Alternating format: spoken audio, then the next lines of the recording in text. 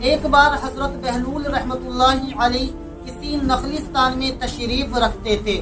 ایک تاجر کا وہاں سے گزر ہوا، وہ آپ کے پاس آیا، سلام کر کے مؤدب آپ کے سامنے بیٹھ گیا اور انتہائی ادب سے گزارش کی کہ حضور، میں تجارت میں ایسی کون سی جنس خریدوں کہ جس میں مجھے بہت زیادہ نفع ہو؟ تو جناب حضرت بہلول رحمت اللہ علیہ نے فرمایا کہ آپ جو ہیں کالا کپڑا لے لو، یعنی کالا کپڑا خرید لو۔ تو اس تاجر نے شکریہ ادا کیا اور الٹے قدم وہ چلتا واپس چلا گیا۔ جا کر اس نے علاقے میں دستیاب تمام سیاہ کپڑا خرید لیا۔ کچھ دنوں بعد شہر کا بہت بڑا آدمی انتقال کر گیا۔ ماتمی لباس کے لیے سارا شہر سیاہ کپڑے کی تلاش میں نکل کھڑا ہوا۔ اب سارا کپڑا اس تاجر کے پاس ذخیرہ تھا، یعنی اس کے پاس جمع تھا سارا کپڑا، کیونکہ اس نے سارا کپڑا اپنے علاقے سے خرید لیا تھا۔ تو اب اس نے منہ مانگے داموں میں اس کپڑے کو فروخت کیا اور اتنا نفع کمایا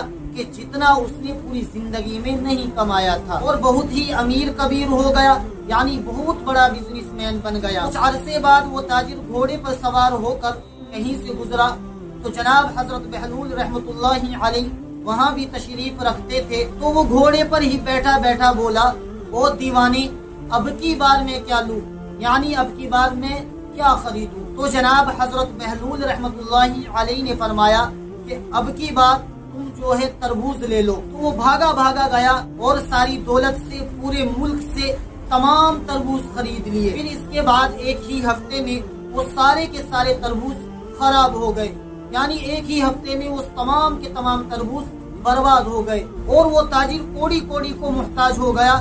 یہاں تک اس کی نوبت آ گئی کہ اس کے پاس کھانے کے لیے ایک پھوٹی کوڑی نہیں بچی کہ جس سے وہ کھانا خرید کر کھا لے۔ اسی خستہ حالی میں گھومتے پھرتے اس کی ملاقات جناب حضرت بہلول رحمت اللہ علیہ سے ہو گئی۔ اس نے جناب حضرت بہلول رحمت اللہ علیہ سے کہا کہ آپ نے میرے ساتھ یہ کیا کیا؟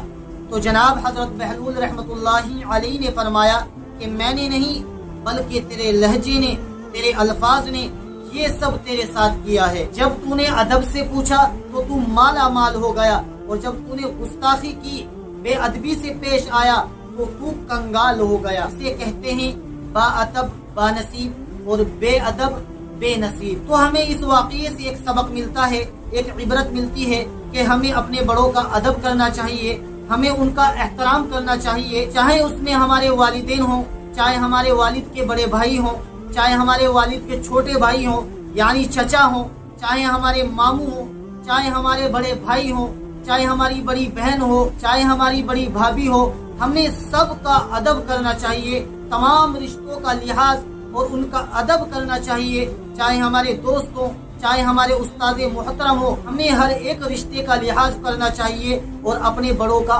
ادب کرنا چاہیے۔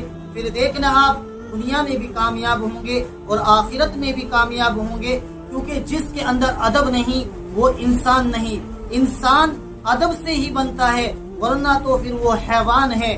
اس لیے یاد رکھنا، اگر آپ انسان بننا چاہتے ہیں اپنے بڑوں کا ادب کریں اور اپنے چھوٹوں پر شفقت کریں، تبھی تو کسی نے کہا ہے کہ با ادب با نصیب اور بے ادب بے نصیب۔ مجھے امید ہے کہ آپ کو یہ تمام باتیں خوب اچھے طریقے سے سمجھ میں آ گئی ہوں گی۔